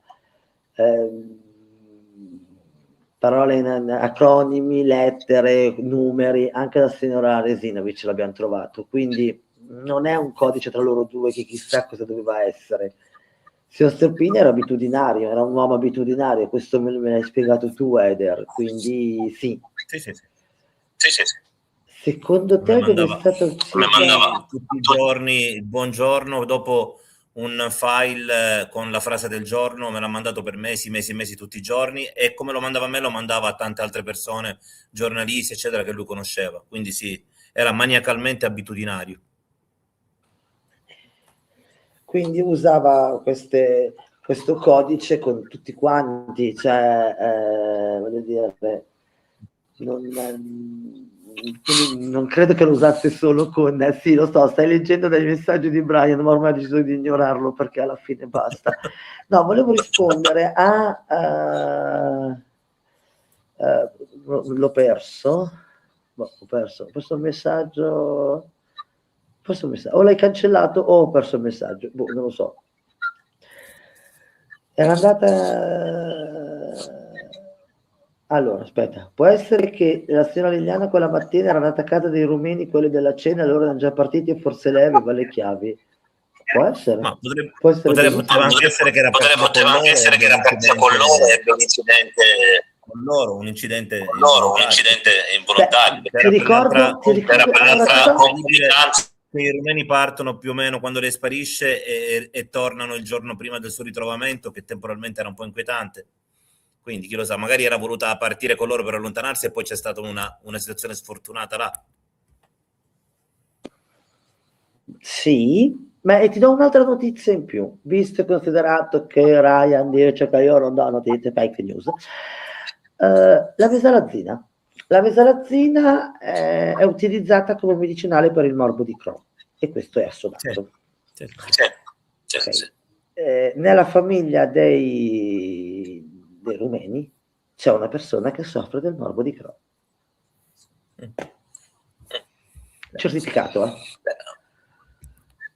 E oltretutto lui, il marito, è un grandissimo informatico, perché di professione fa quello, per cui poteva anche avere, perché su Sebastiano sono stati discorsi sui cellulari, lui era uno che aveva le qualità per fare qualsiasi cosa da quel punto di vista. Sì. Loro sono partiti il 4 tardo pomeriggio. Se io devo credere alla signora che la conosceva, lei l'ha vista la sera del 14, quella che ha ricostruito con scontrino e tutto quanto. Sì. E lei conosceva sia il signor Visentin che la signora Liliana molto bene, quindi non vedo perché io non debba crederci. Cioè, perché siccome lei ha corretto più volte la versione dopo... Sì, però ha corretto più volte la versione, ha corretto più volte la versione, ma ha portato tutte le prove. Poi ricordati una cosa, che la signora è figlia di un grande avvocato. Sì, no, ma io la conosco benissimo, abbiamo parlato tantissime volte al telefono, ci dovevamo anche vedere a Trieste, ho letto proprio tutto, insomma lei mi ha dato anche delle dimostrazioni, però c'erano, lei mandava continuamente agli inquirenti degli aggiustamenti della versione, tanto che loro a un certo punto non ne hanno potuto più e hanno ritenuto la situazione poco attendibile, perché lei stessa dai suoi biglietti aveva ipotizzato delle date, ma con certezza non riusciva comunque a essere precisa. Per cui gli inquirenti a un certo punto hanno detto va bene così, se fossero necessarie ulteriori informazioni la chiamiamo noi. E qui è stato un errore, perché poi ha fatto una ricostruzione molto minuziosa con la telefonata, con gli scontrini con tutto, ha fatto una ricostruzione molto minuziosa. Mandò a me proprio... Sì, mi ricordo. Allora, rispondo a due domande. Gianmarco Picci, dove è stata uccisa la signora Liliana? Lì, al boschetto. Cioè io ma non il 14, per me non il 14, per quello che ho ricostruito io non il 14. Poi il figlio di Visentin è stato dichiarato fuori regione per via delle celle telefoniche o è stato proprio visto? Allora, è stato dichiarato fuori regione dalle celle telefoniche, però a questo punto, Sonia, o prendiamo valide le celle telefoniche per tutti, quindi il signor Sterpin è a casa perché la cella telefonica lo riporta a casa, il signor Nasti è a casa fino a un determinato orario perché la cella telefonica lo prende lì, la signora Gabriella. Sterpini è a casa perché sennò doveva uscire a piedi, perché la macchina era tracciata autonomamente e sappiamo che la macchina non si muoveva. Riguardo Pier Giorgio, naturalmente uno può lasciare il telefono in un punto ed essere altrove, questo è chiaro, però ovviamente questo è un discorso da estendere a diversi personaggi, non a Sterpini, perché Sterpini sennò si doveva muovere a piedi. Non è vero. Non è vero. Poteva prendere il bus, però non occulti un po'. Aveva anche l'Audi. È vero che era senza assicurazione, ma aveva anche l'Audi. Le telecamere riprendevano la macchina senza assicurazione, era un guaio. Guarda, c'è gente qui che va in giro senza assicurazione per mesi e mesi e mesi con le telecamere e tutto. Ma non il giorno in cui fanno omicidio, però. No. Comunque, ok, quello che dici tu, ma c'era anche la figlia, poteva chiedergli in prestito la macchina 10 minuti, c'era lo scooter della nipote che lui sapeva guidare benissimo.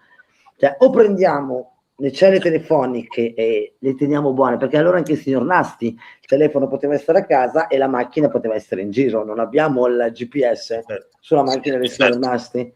Cioè, ma io penso che fosse a casa. La signora Gabriella sappiamo che era in centro città. Le celle telefoniche o le prendiamo buone per tutte. Ecco, in questo caso però ha ragione Sonia. Su questo sono due certezze. Una, che la signora Resinovic sia deceduta e che i cellulari siano a casa. Cioè da casa non si sono spostati. Sì. Tutto il resto, sì, è vero, Sonia, non è stato visto materialmente. Basterebbe chiamare, visto che era fuori regione per un lavoro, basterebbe fare una semplice telefonata dove fosse sul luogo del lavoro e vedere se l'hanno visto. Non è che ci voglia molto. Ma non devo farlo io, dovrebbero fare gli inquirenti.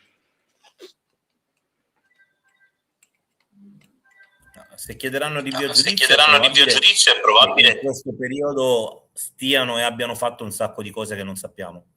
Perché lì tu il rinvio a giudizio lo chiedi mandando una serie di rilevazioni, di atti, di verifiche tecniche per cercare di convincere poi il GIP a darti l'ok. Per cui potremmo scoprire un sacco di cose. Allora, certo, per rispondere a Sonia, il signor Nasti rientra a casa alle 8:10, cioè era in piscina e poi dopo rientra a casa. In piscina aggancia una cella telefonica, quando rientra a casa ne aggancia un'altra e sappiamo che rimane in casa sempre da celle telefoniche fino alle 10:45.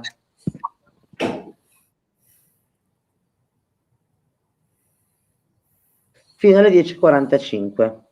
Sì. Questo...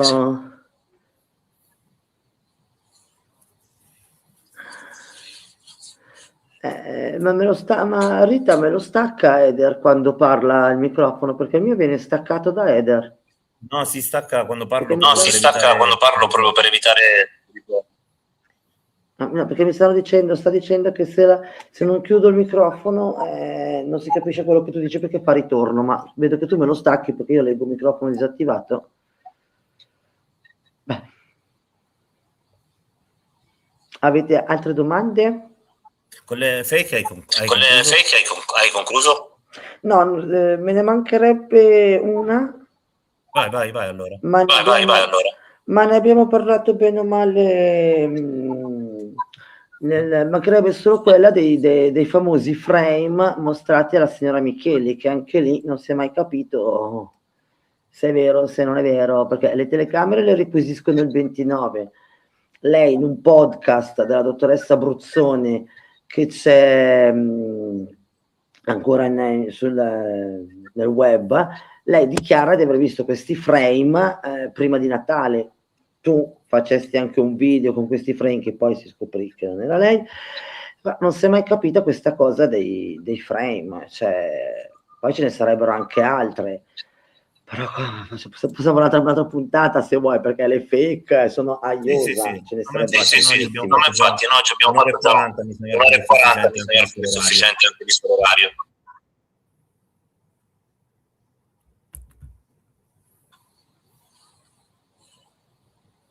No, Serafina, ti assicuro che da celle telefoniche il signor Nasti fosse a casa. Sappiamo chi è che racconta che ci fosse un video dove si vedevano la signora Liliana e il signor Nasti.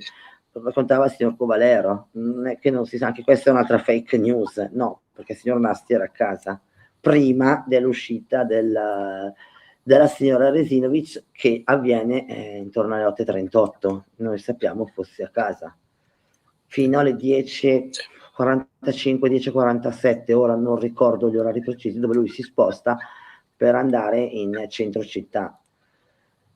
Mica 1 ora e 40 di live abbiamo fatto, chiacchierare con i tuoi con le persone che ti seguono, ti va via il pomeriggio come se niente fosse. Vabbè, ipotizziamo di fare magari una puntata domande abbastanza materiale. Se non ci sono altre domande possiamo pure chiudere e andare in vacanza.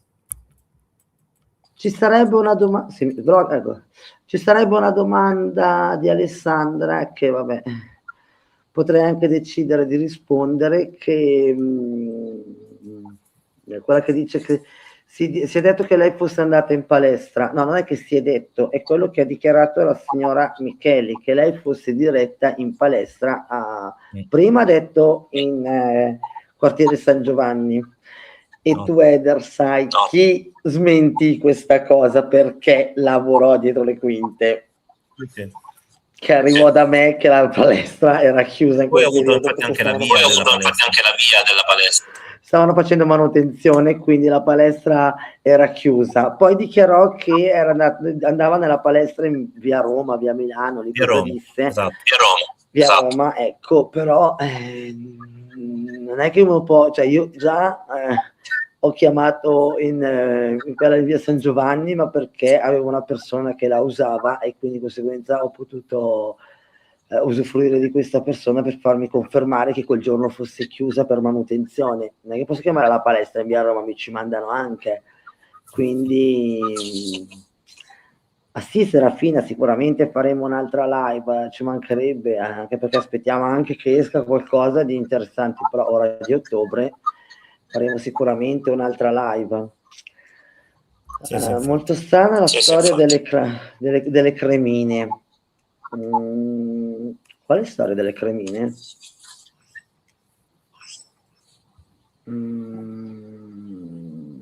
Non so di cosa, non so cosa siano le storie delle cremine. Tu sai cos'è la storia delle cremine? Stavo vedendo se mi viene in mente qualcosa. Molto strana la storia. Alessandra, se vuoi dire cosa sono le cremine,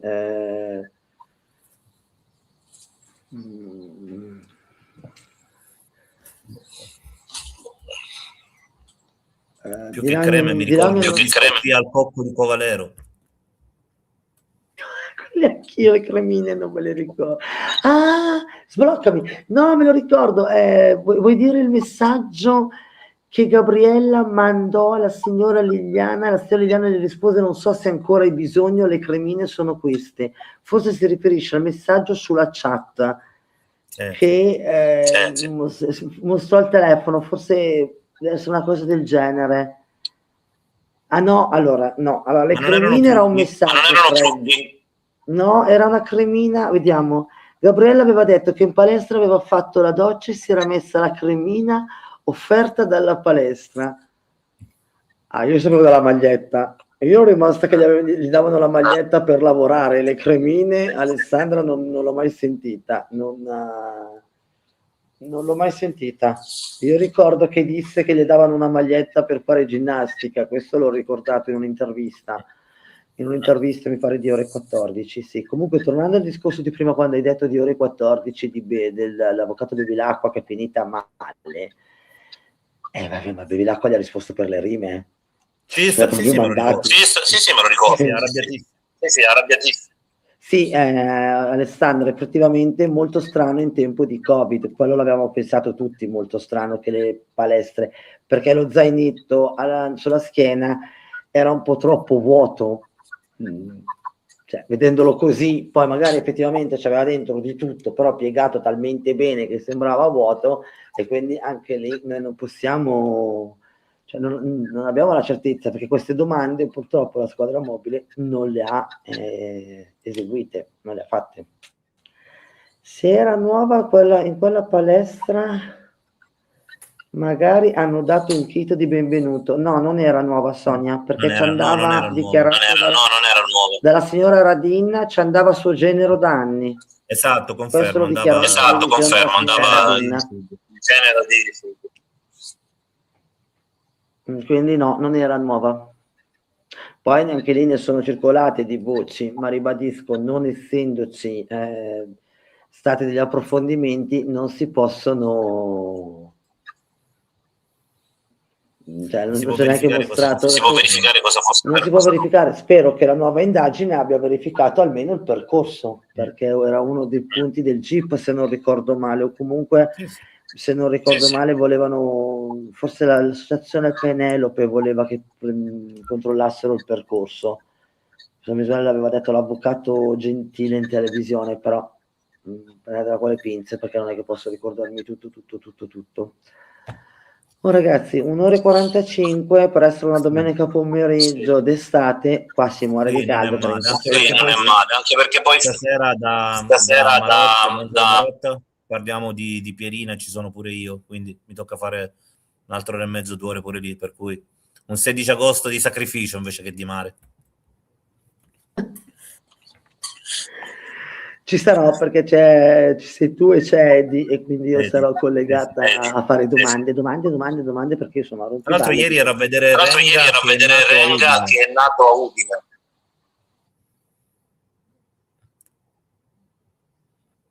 Il padre era bresciano, ma per lavoro era Udine, quindi Renga è nato a Udine e poi di origine mezzo lombardo, mezzo sardo, però lui è nato a Udine, quindi più o meno dalle tue parti.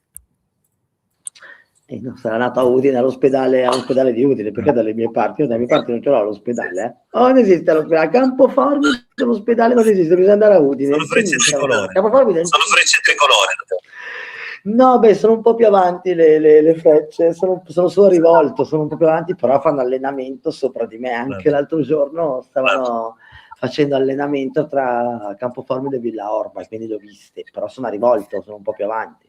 No, io a Campoformido ho il nulla cosmico, se volete andare a cercare Campoformido con l'omino, c'è niente, non sai che ci sono stato, quindi io lo conosco. Beh, tu sì ci sei stato, grazie, ti ho invitato io, ti ho portato fuori anche a pranzo, hai mangiato anche bene, ti ho invitato io. Sì, no, vero, ho bevuto. Sì, no, vero, ho bevuto anche bene. Beh, cavoli, allora, guarda.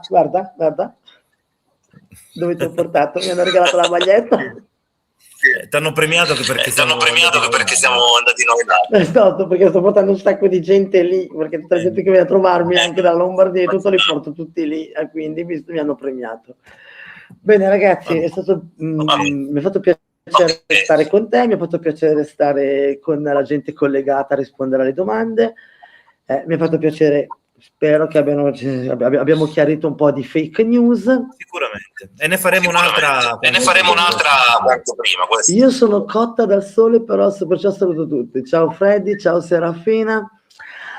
Ciao a tutti anche sull'altro canale. Siete stati starvi dietro non è stato facile, ma ce l'abbiamo fatta. Spero che abbiamo risposto a tutte le vostre domande. Se avete altre domande, eccetto Ryan, ponetele pure. Me le fa su WhatsApp. Così è sicuro che mi arrivano. A me non può più farmele su WhatsApp, è bloccato. Se vuole mi contatta su Messenger. Su WhatsApp è bloccato, ma su Messenger no. Tramite avvocato ti contatta. Lascia stare. A me è dispiaciuto che abbiate detto brutte cose su Ryan. Alessandra, so che sei la moglie di Ryan e questa cosa mi dispiace. No, che detto? A me sta simpaticissimo, lui lo sa, quindi con me... Io non ho problemi, il problema è che tuo marito la deve piantare di fare la rana della bocca larga. Se io vi ho dichiarato alcune cose privatamente, non è che le vostre cose che mi avete detto privatamente io le sto spiattellando in tutti i canali social. No, mi faccio beatamente i cavoli miei, perché comunque mi avete raccontato anche voi cose della vostra vita privata, e siccome io vi rispetto e ho sempre rispettato te più di tuo marito, non sto lì a spiattellare quello che ti è successo in passato o tutto quello che, qualche problema che avete avuto e tutto quanto, comunque quelle cose che mi avete raccontato. Non vedo perché tuo marito non possa fare altrettanto. Poi fa il pagliaccio, si rende ridicolo perché comunque poi dopo un po' è scocciante, non è un problema di nessuno. nessuno, mi dispiace Alessandra, però è così.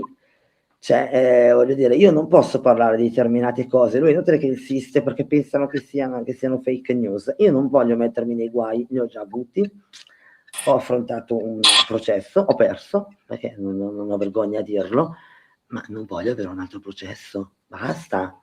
Quindi certe domande dovrebbe evitare di farlo. Lui dice che io non sono capace di relazionarmi, mi sembra che con te ho parlato, ho risposto, dove potevo l'ho fatto, quindi vuol dire che so relazionarmi e io so benissimo che tu sei la moglie di Ryan. Se io avessi avuto un rancore nei suoi confronti non avrei parlato neanche con te, ma siccome a me l'educazione, ribadisco, me l'hanno insegnata, poi ho mandato il messaggio, ti ripeto, il vocale a Ryan, io non so se te l'ha fatto sentire, del motivo per cui io vi ho eliminato dalla mia cerchia di amicizie virtuali, tra virgolette. Per il resto non ho nessun problema, mostratelo questo audio, invece di continuare a dire che io sia una fake news, visto che tuo marito mi chiama signora fake news, mostratelo, potete sentire l'audio, così tagliamo la testa al toro e vediamo chi ha ragione e chi ha torto. Tutto lì. Avrò notizia dal tuo avvocato. Ah sì, lei lo sa il perché ha trattato della rana della bocca larga, con tutti gli audio che ho. Mi spiace per te Ryan, ma è bastato una volta l'errore che ho fatto. Stavolta non mi freghi. Va bene, possiamo salutare tutti. Se vuoi mandare l'avvocato abito a Campoformido, se vuoi ti do anche l'indirizzo, non ho problemi. Perché non mi nascondo come te che hai la residenza da una parte e vivi dall'altra, non ho di questi problemi.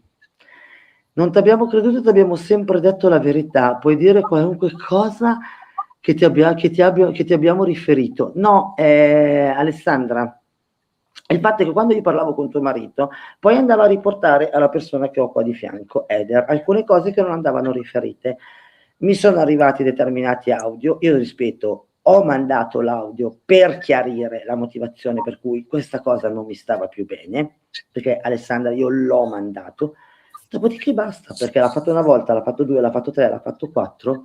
No, perché se io devo parlare con Eder, la cosa deve rimanere tra me e Eder. Se alcune cose gliele voglio dire, gliele dico io, non che sia Ryan andare a raccontargliene. Perché purtroppo non l'ha fatto solo con Eder, ma l'ha fatto anche con altre persone. E alla fine mi sono arrivati gli Audi, ribadisco, perdonato una volta, perdonato 2, perdonato 3. A me le rane delle bocca larga non mi piacciono. Semplice, perché io devo avere fiducia nella persona con cui ho un rapporto. Con Eder l'ho sempre avuto, ribadisco, anche in privato abbiamo avuto delle questioni, le abbiamo risolte, voi non lo sapete neanche, perché non lo sapete neanche, o come magari, Ryan tu lo sai perché te l'ha raccontato, ma lo sapevo che te lo raccontava, perché a differenza tua Eder è più sincero, però non riferirti a lui con questi nomignoli non è carino. E allora di a tuo marito di non spiattellare ciò che vi ho detto in privato, perché mi state mettendo nei guai a livello legale. È quello che io gli ho dato il nomignolo. Non si pestano i piedi a una persona e poi non si pretende anche di avere anche ragione. Poteva benissimo, visto che come Ale Ancora io non vi ho bloccato, quindi su Messenger non vi ho bloccato, se volevate un confronto, tra parentesi, io vi ho chiamato per avere un confronto, non ho ricevuto risposta, dopodiché vi ho bloccato. Allora, io vi ho dato la possibilità di avere un confronto con me. Se poi tuo marito viene e mi pesta i piedi, io gli do tutti i nominoli che voglio. Perché è la realtà dei fatti, perché lo sto spiegando la motivazione per cui io l'ho buttato fuori dal gruppo, perché ciò che si diceva nel mio gruppo veniva riferito all'esterno e a me questo discorso non piace. Volevate un chiarimento? L'avete avuto. Potevate benissimo contattarmi privatamente e nessuno avrebbe saputo tutti i cavoli vostri, non tutte le persone collegate, anche perché non era affari loro. Ha voluto fare il pagliaccio nel web, ha voluto insultarmi nel web. Certo che faccio come voglio, Alessandra, scusami.